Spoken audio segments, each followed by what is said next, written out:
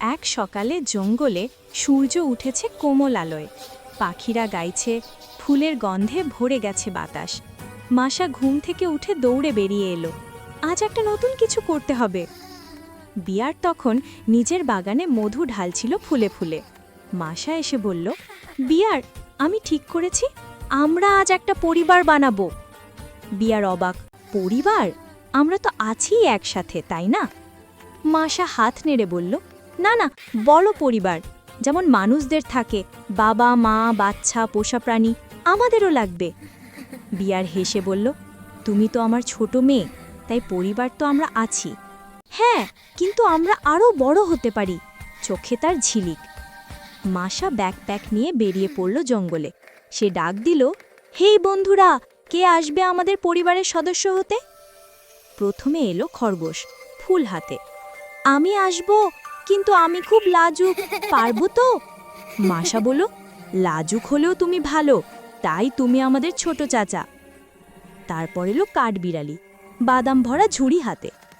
আমি খাবার সরবরাহ করব। দারুণ, তুমি আমাদের বড় ভাই।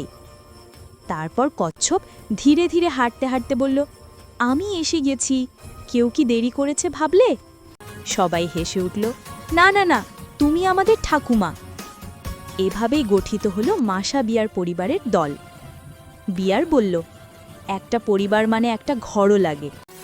তারা মিলে কাঠের ঘর সাজাতে শুরু করল। বিয়ার কাঠ কেটে বানালো জানালা, মাসা রং করল দেয়াল, গোলাপি নীল আর সবুজে।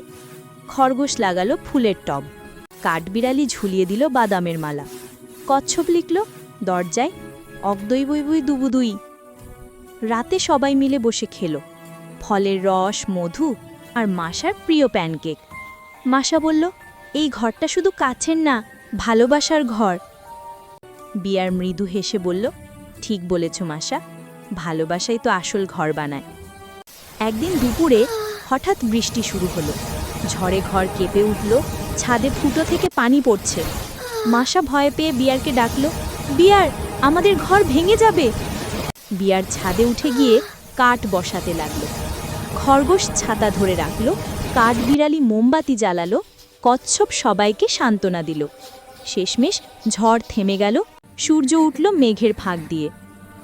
মাসা বিয়ারকে জড়িয়ে ধরল, তুমি আমার বাবা না, সুপার হিরো। বিয়ার হেসে বলল, না মাসা, সবাই মিলে কাজ করেছি বলেই টিকে গেছি। পরিবার মানে একসাথে লড়া। ঝড় পেরিয়ে সবাই ঠিক করল, আজ এক উৎসব হবে। মাসা বানালো ফুলের মুকুট, খরগোশ বাজালো বাঁশি, কাঠবিড়ালি গাইল গান, বিয়ার বাজালো ড্রাম, আর কচ্ছপ নাচতে লাগলো আস্তে আস্তে। তারপর তারা আগুন জ্বালালো, বসে গল্প করল, কে কিভাবে একে অন্যকে প্রথম চিনেছিল, কিভাবে বন্ধুত্ব শুরু হয়েছিল।